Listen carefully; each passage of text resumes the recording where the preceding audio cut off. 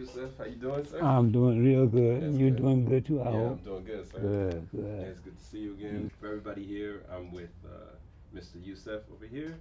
My name is Jabari-man, and I met this gentleman some time ago, some weeks ago here in Atlanta. Um, I was looking for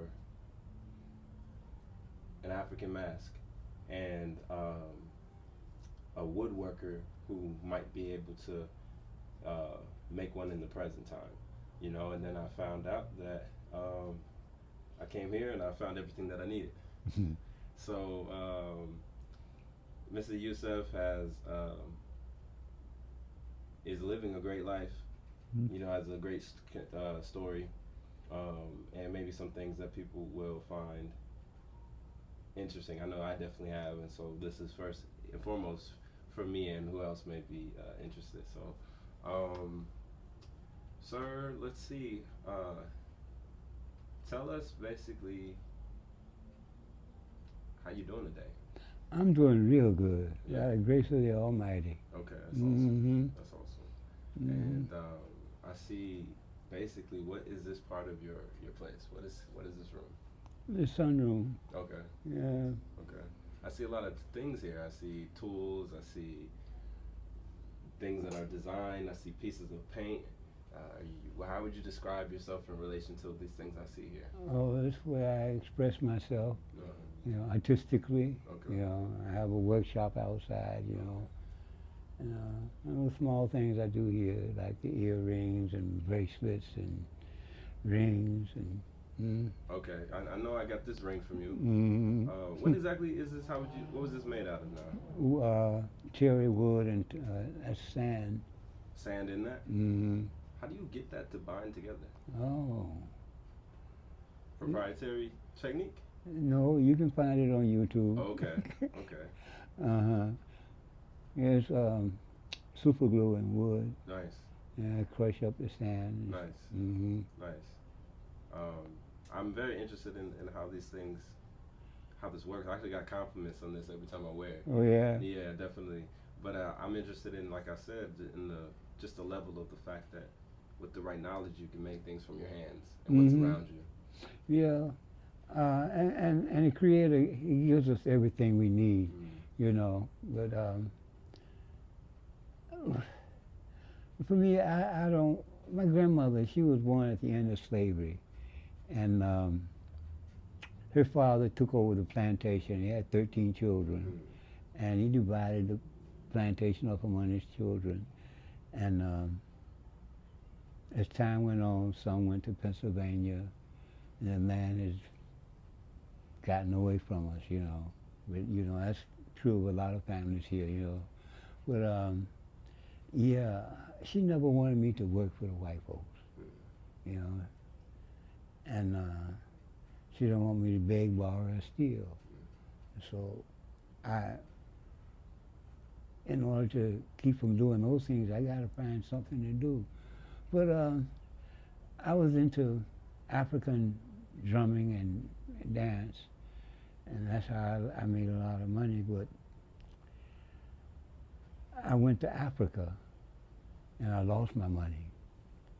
And that's what got me into wood carving. After about a year of having no money, but once I got into the carving the wood, I stuck with it, you know. Yeah, I'm free to do what I like, you know. That's awesome. I ain't got no. I work when I want to, and people buy what I make. Awesome. Yeah, I do. Yeah. You know. Yeah. So I just keep doing what I'm doing, you know. Yeah. And by the way, I got these. Actually, all three of these pieces I have are from you.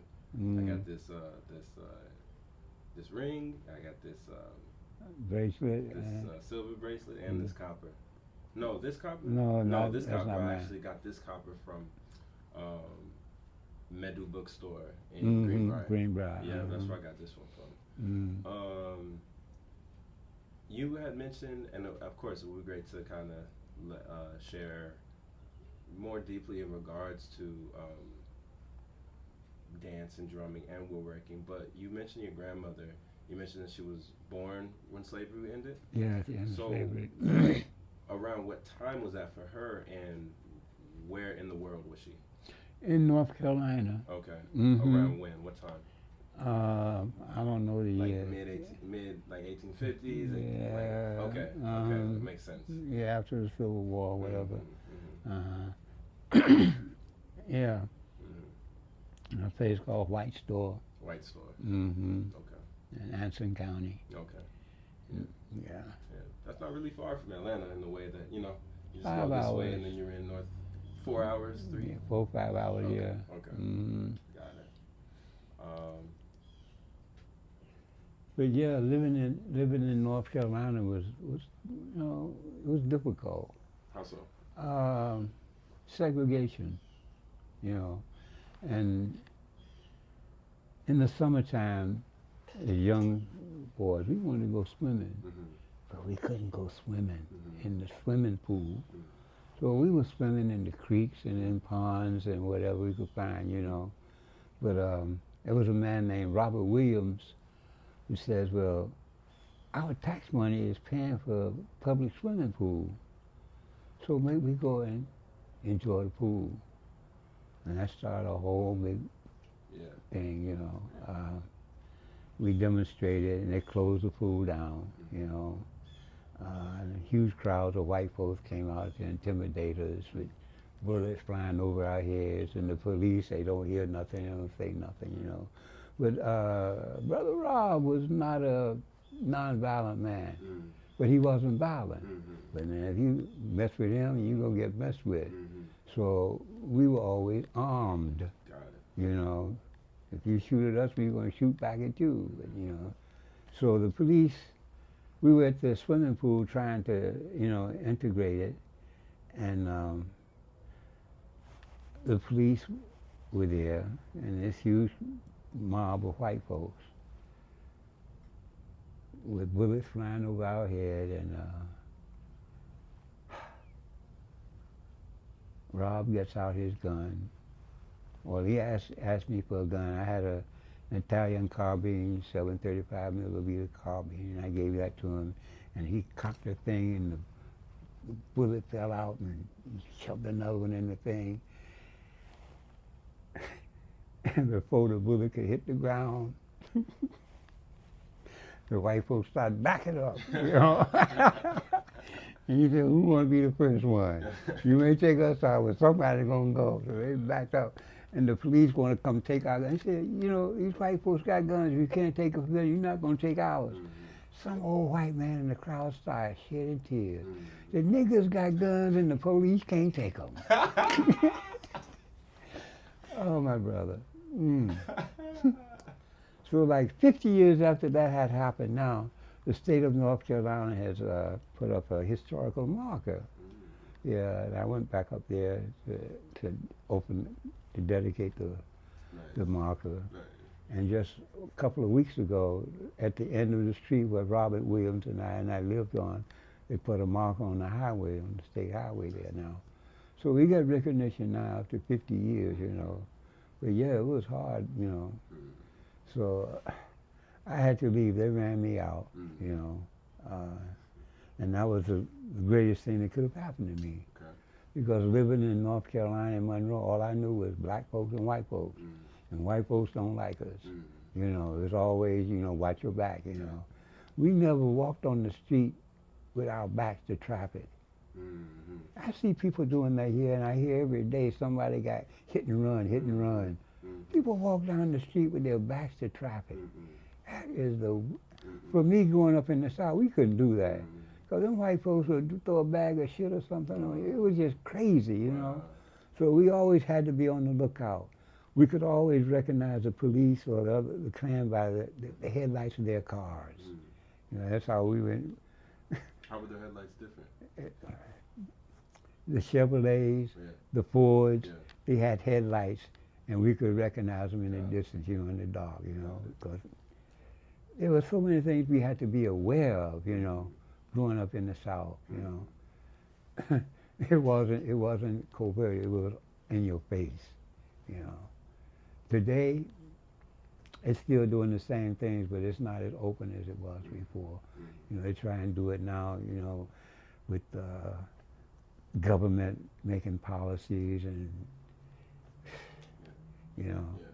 But it's like there's a whole system of trying to terminate black folks, to eliminate black folks, you know. And the sad thing is that our people are not aware of it. They act like they're not aware. You know, we got the big houses, fine cars, and we happy, you know, with big screen TVs and all that stuff. Some but of us have those things.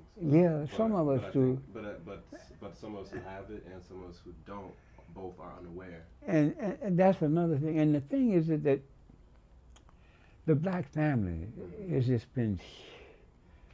It was back in the day when in school you could learn, you know, how to be an electrician, you know. And one of the major things was they had political science, you know.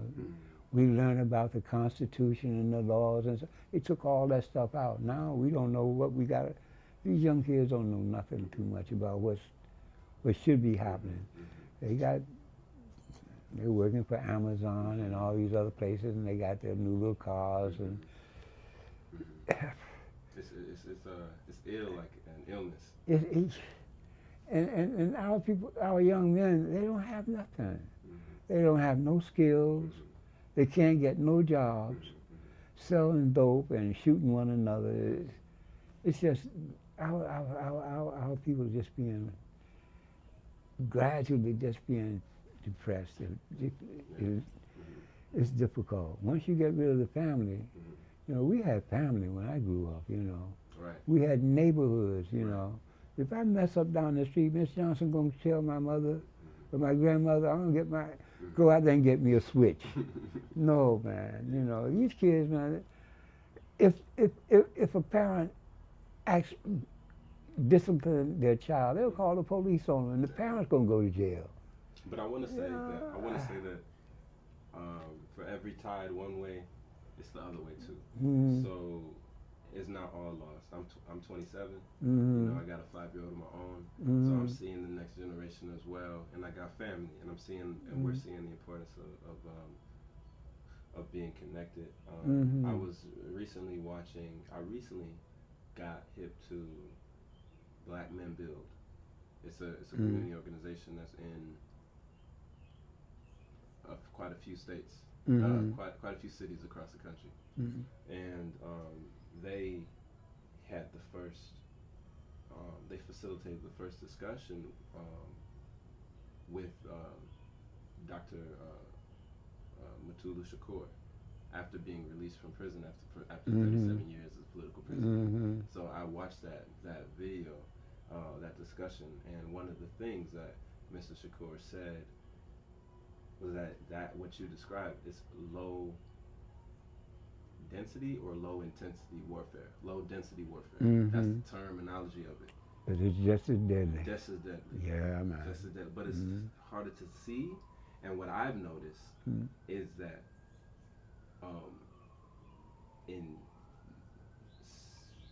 for some of the past bit of time, across generations, folks have forgotten that we're at war.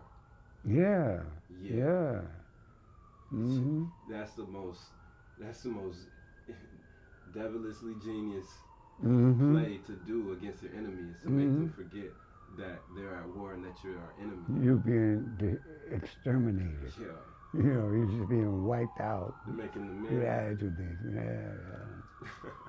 Yeah. They're bringing disunity amongst us. You know, just all this chaffing, arguing, and we're looking at their media all the time, and you know. All you see is black people going to jail. We need bigger jails. Yeah. No, you need to educate the people, you know. Give them skills, give them work, you know. And like I say, I don't keep doing my work, you know.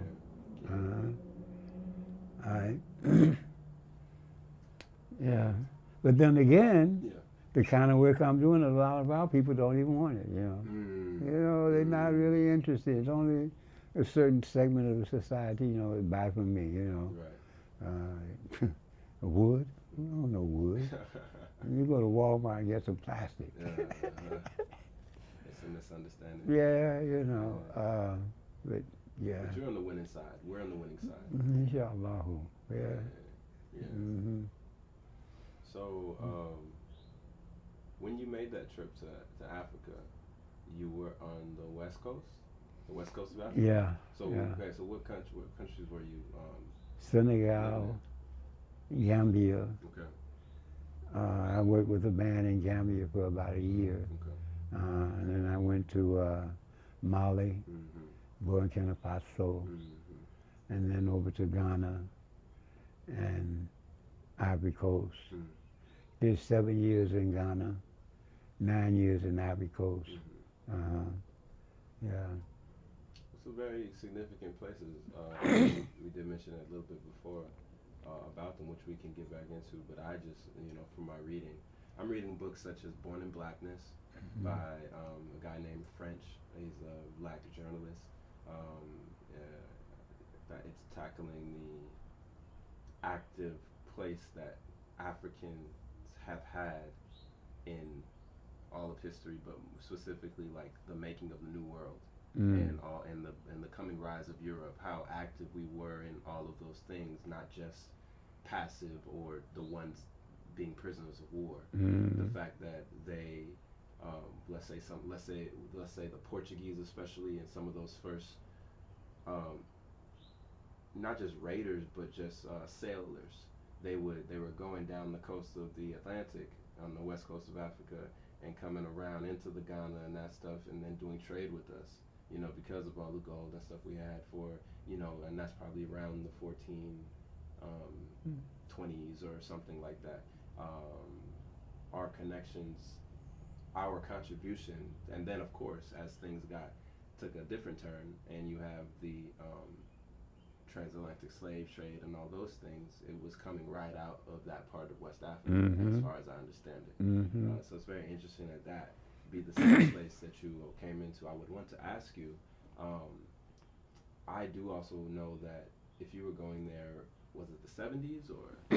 Yeah. Okay, I do have a little bit of understanding that that's also a time of a different political time in Africa where they were getting their independence and stuff like that. But I also kind of have a little perspective to how that whole post-colonial Africa time changed some of the culture, changed some of the things people were, because there's this thing in the world where some people sometimes just want to be like America, or just want to be white, and I feel like that kind of happened at some of those moments. How did you notice that when you were there, both for that aspect, but then also you as a black American and their perceptions of black America? When I first got there, I used to get into a lot of fights. Not physical fights, but Tubabo, white man. You look at my skin, I'm not white. And I used to get really angry with them, But after being there for a while, I understood what they were saying. Having been born in America and grew up here in America. When I went to Africa, I was a white man. My skin was black, but my thinking, my actions, because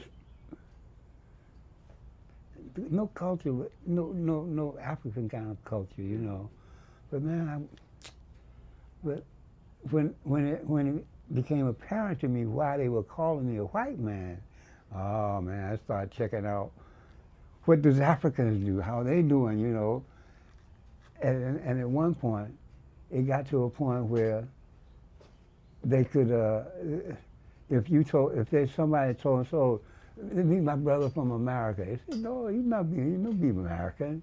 You don't be American.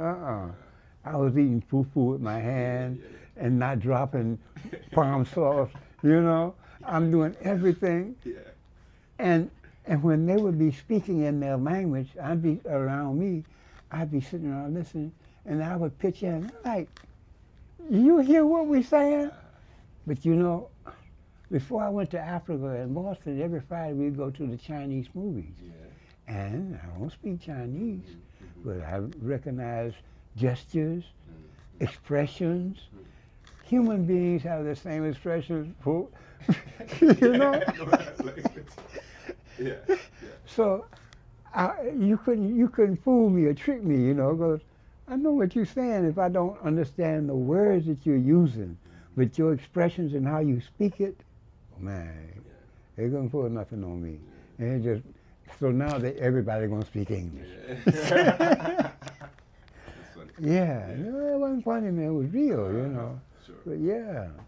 That's a great point. Mm-hmm. That's a great point because when have I been most, well, okay, I have a background, family background of having Punjabi Indians around. Mm-hmm. Yeah, and then also Yoruba Nigerians. Mm-hmm. So that's kind of like foundational, like up until this point. But in addition to that, let's say I spent 3 years living in Los Angeles, where I was around a lot more Spanish speakers, especially Mexican folks. Yeah, so my whole perspective or influence of other languages is it's other languages Mm-hmm. compared to. Well, for me, it's other people. Yes, You yes, know. it's other people. It's just Because people. when I went to New York, Yeah, okay. like I said, I'm coming from the South. All I know is black and white. Okay. I reached New York, man. Puerto Ricans, Yeah, Panamanians, yeah, Haitians, yeah. Africans, Hmm. Chinese, Japanese. Mhm. Oh man, Mhm. It's cool. I didn't hang out with black people too much. I was just human beings, you know, people how they live and you know stuff. Mhm. That was interesting to me, you know. Mhm. Yeah. But there's a perception, or like this rule when you're here that everything has to be black and white, and everything has to align basically to white as much as it can. We say all this stuff about melting pot, but it's like okay, if we're in the areas of commerce, business, or court of law, or anything that's of anything, you better be closest to white and closest to English. So when I'm at a restaurant and my server happens to be someone who speaks, let's just say Spanish, they'll be more silent. I like it when people will just speak as they are because of the same reason as you. I'm not smarter than you are to me. We just got to get on the same page. I've been on flights with somebody speaking some English, an Asian language or some other thing, and they didn't back off of only speaking what they speak. But we connected, and we were able to laugh and share commonalities of whatever thing we were dealing with. That really is something that makes us feel all seen and feel like the fact that we're all human. And we are all human, you know. And we all want the same things and stuff, you know. We all enjoy the same things. Sure. But, you know, not one is not better than the other. And we are all different for the one reason, one purpose, to see who could be the best among us. And, you know,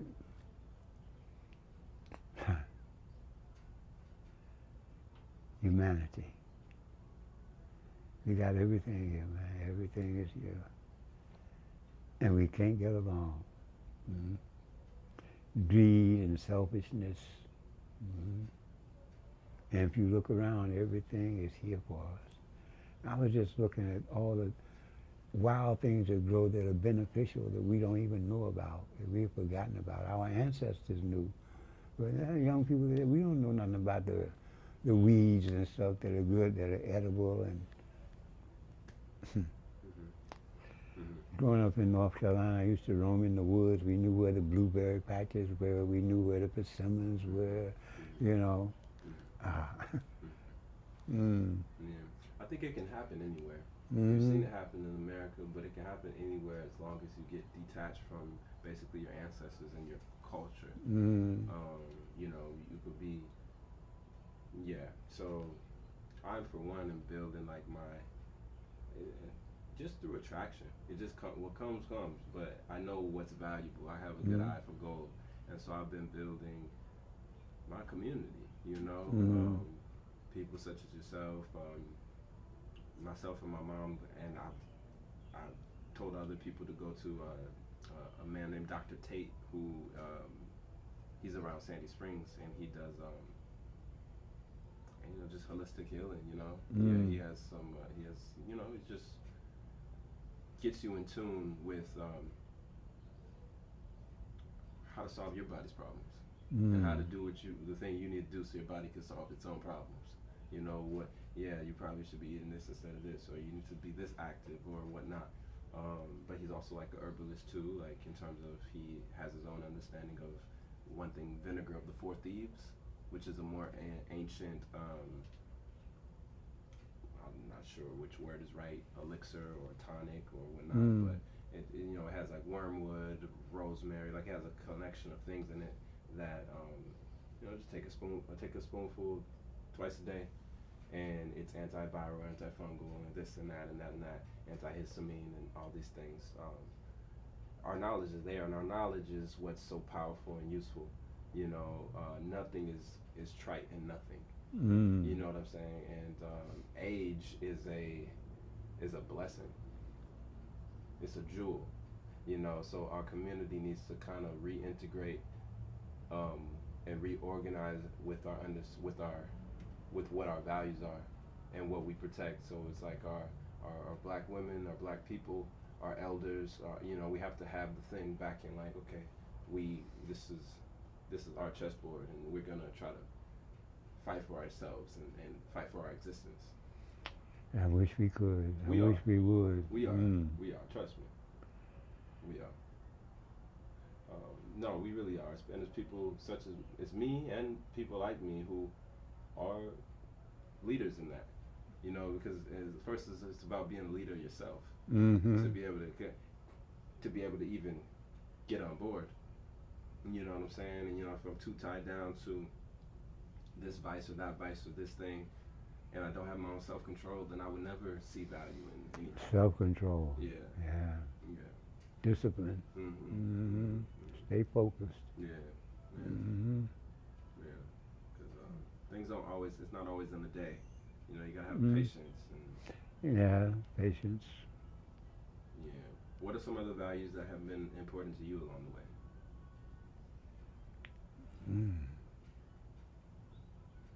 I think I named them up front. That's what's up. You mentioned before too that when you came to Africa, you got newfound faith as well. Can you speak on that a little bit? Yeah. In America, with my dance company and working in the public school system with young audiences performing and making money, enjoying too much. Yeah. And then to reach Africa, I had money, but I trusted some people and got separated from my money. And a long way distance from my money. Yeah, wow. Yeah, I was in Gambia, and I was working with a band, and they knew that I knew Hugh Masekela, and Hugh Masekela was in Ghana.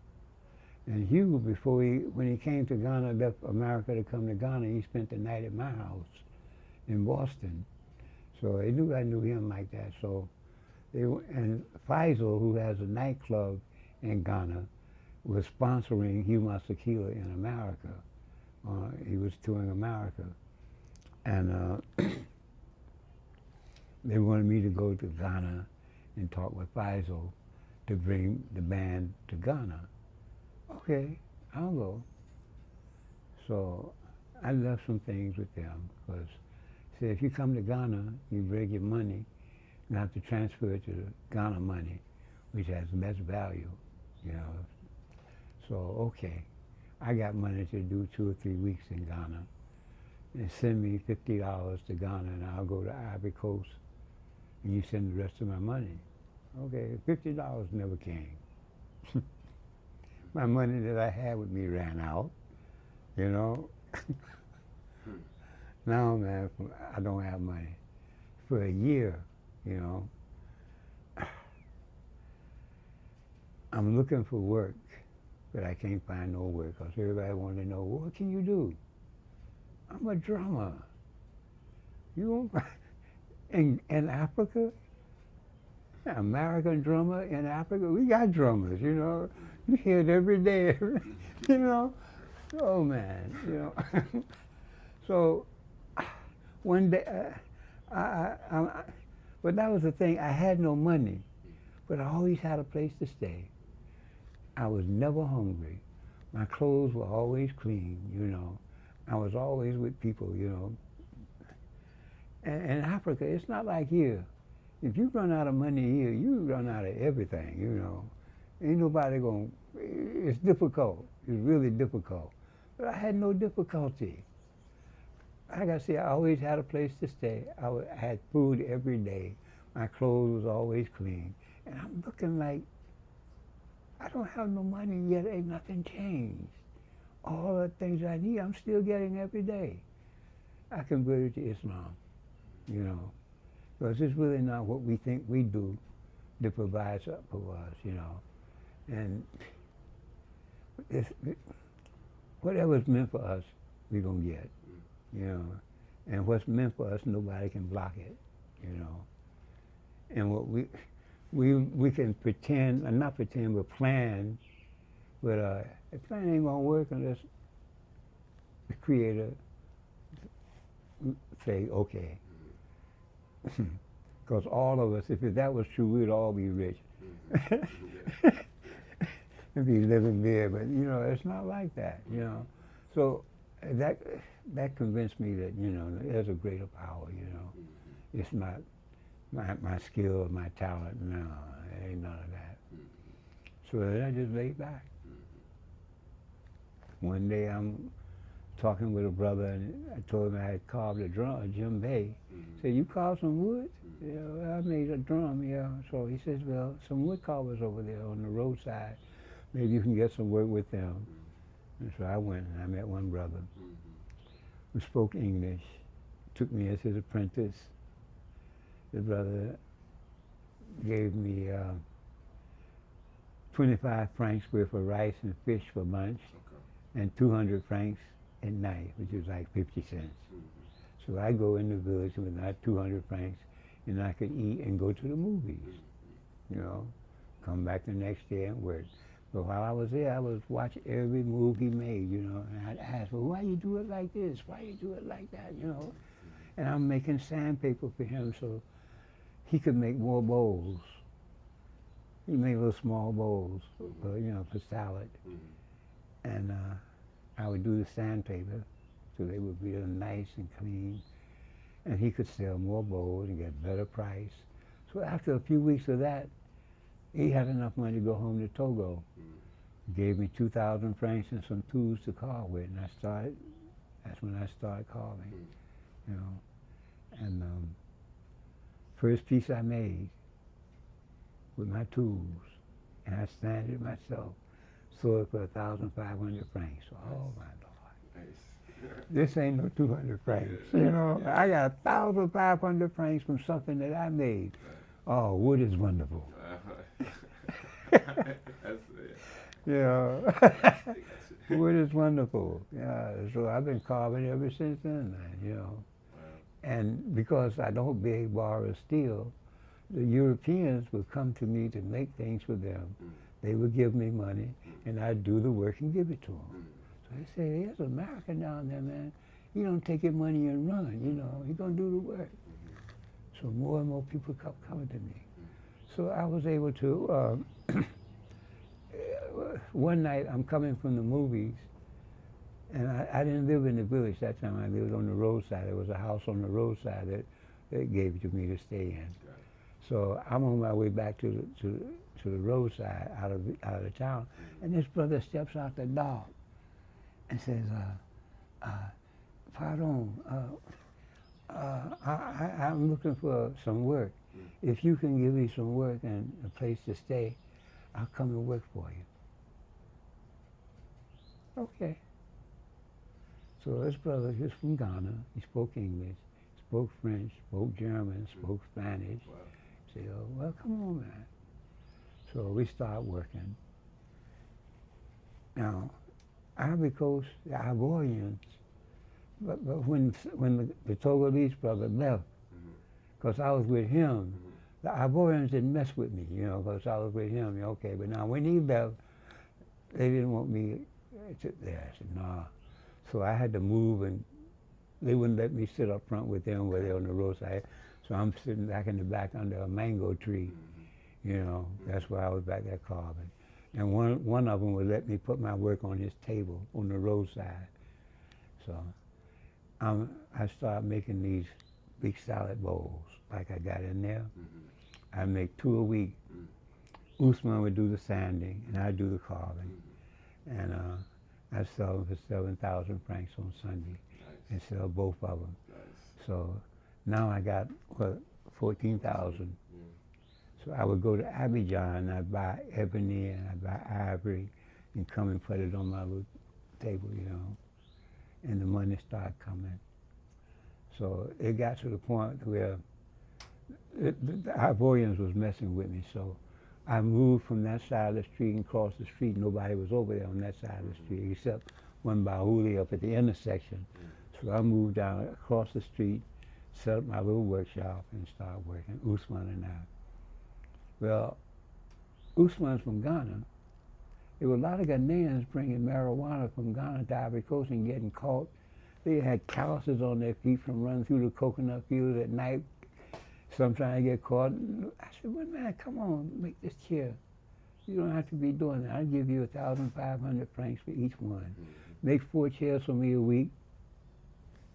And that's $6,000. Oh, I ain't gonna run no marijuana no more, man. You know, so I had a friend, and she gave me 500 francs so I could go to the sawmill and buy enough wood for the brothers to make the chairs. And it got real good, man.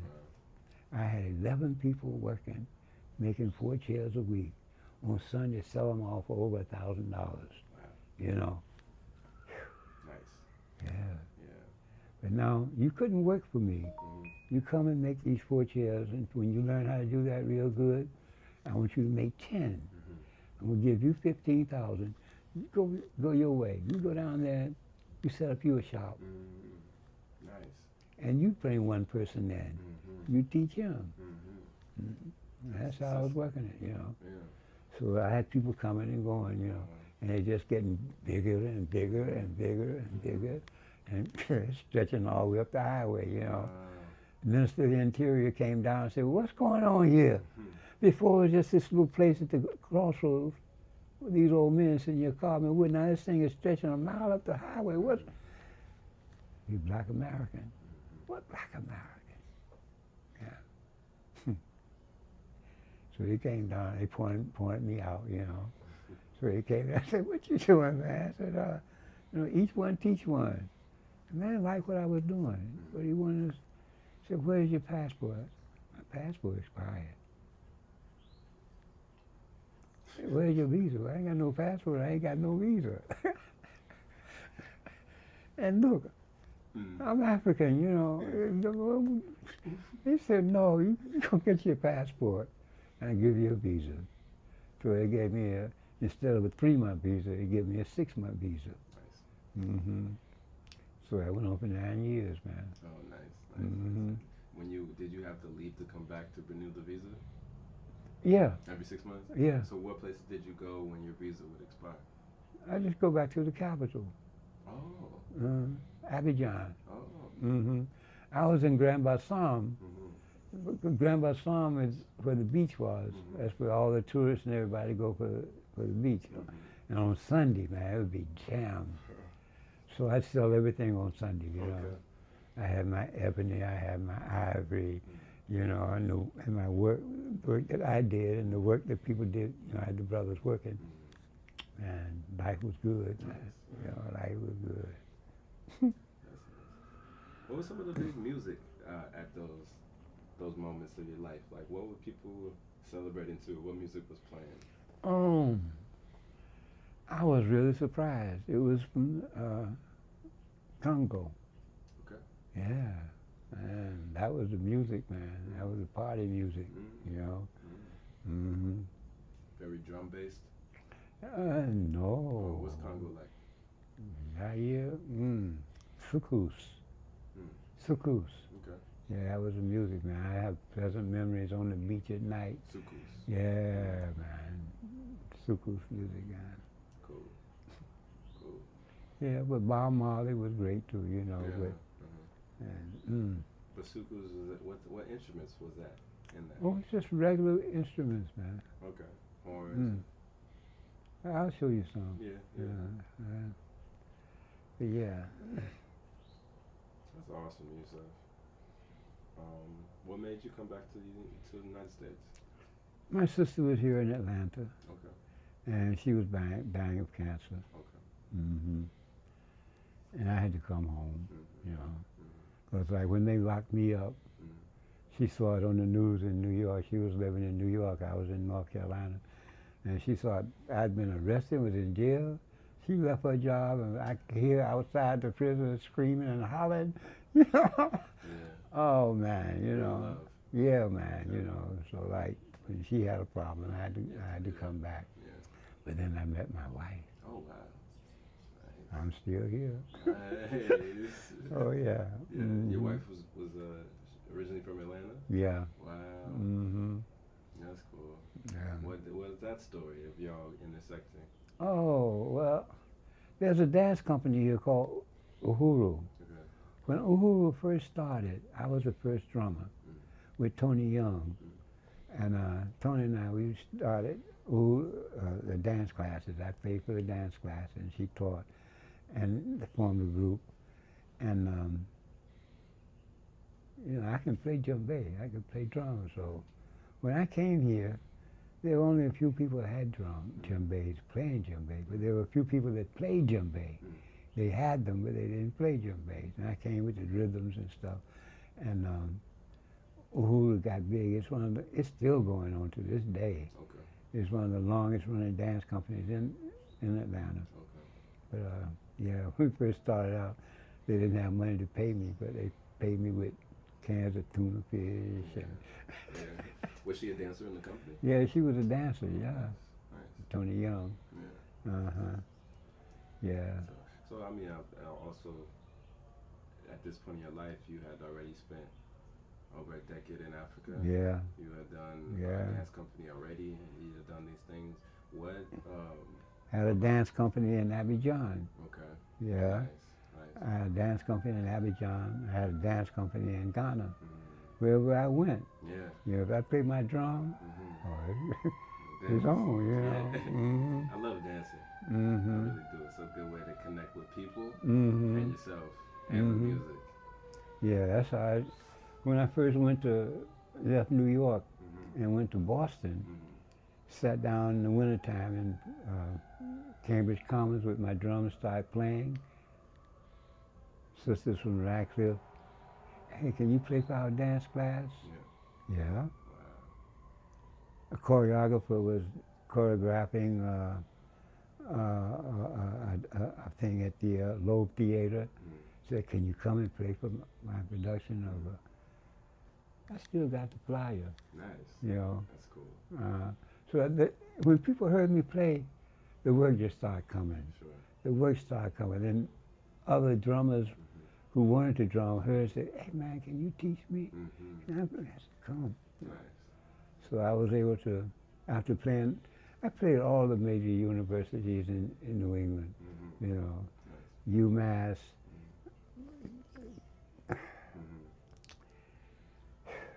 MIT, Harvard, Radcliffe, Northeastern. Taught classes in some of them, Harvard and Northeastern. You ever get up to upstate New York? Upstate New York? No. Oh, okay. That's where I did my schooling. Yeah, that's cool. So, yeah, but with all of that, you know, what was it about coming to Atlanta? What was it about your wife that made such a bond, such an attraction that still lasts? You know what I mean? Like, what was it that set that apart for you? It was like, wow, this is the person that's my wife. That's my wife.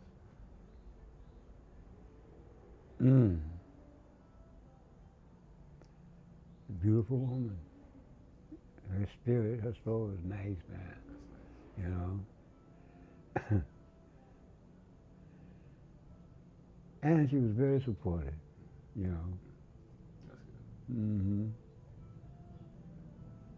Yeah. That's what's up. Give it up for that. Mm-hmm. Good for her. That's awesome.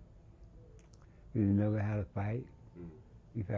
We've had disputes, Mm-hmm. but no fights. You know, everything. Mm. She never really got heated. You know. Mm. Yeah. Not agreeing on everything. Okay. But it's always been civil. You know. Mm. Yeah, that's what I like. I don't like trouble. You know. Mm-hmm. Mm-mm. Mm-hmm. So it's give and take. Mm-hmm. Mm-hmm. Did y'all happen to have children? Mm-mm. Okay. Mm-mm. Mm-hmm. That's awesome that you found a great relationship. Mm-hmm. Yeah, yeah.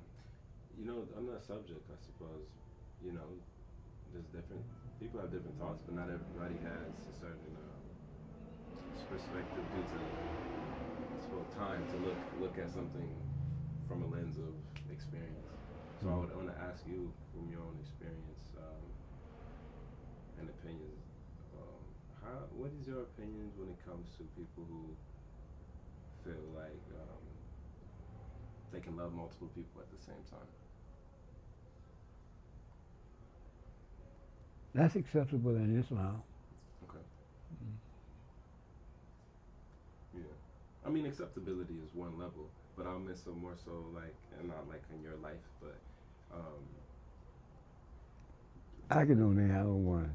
Okay. You know. That's your heart. Yeah, man. Okay. Mm. That's nice. Had you ever in your life before that felt like you maybe it could work with this? Oh yeah, Oh, yeah. okay. When I was living in Boston, Uh-huh. that was a good possibility. And my wife then was accepted that, you know. But still in contact with the other woman, but we never, you know. But I just say there was one that we was ready to accept, you know, as a second wife, Mm-hmm. but it never happened. Mm-hmm. Still in contact with her, Mm-hmm. you know. Mm-hmm. But now one's enough. You give me enough headaches. Oh man. No, this is awesome to you to have a great You see my space back here? Yeah. She can't stand it. You got all this stuff. You know. That's the biggest problem. You know, other than that, you know. See, for me, it's convenience, you know. I can reach you, I can get, you know, everything. You know where everything is. Yeah, I know where everything is, you know, but it's just everywhere. Right. And she come in, you're like, no. Mm-hmm. Yeah. That's funny, man. Yeah. Yeah. I really appreciate that conversation. Like I said, it's not the end of anything. I mean, it's just life, you know. We happened to set it up with production this time, you know, to just take a timepiece. Personally, now, I wanted you to hear how I perform. Mm-hmm. But also, actually, I would want to do it with you drumming. Oh, okay. Yeah. Well, let me get a drum. Okay, please get a drum. Yeah. You want some water or something? I could use some, please. Okay.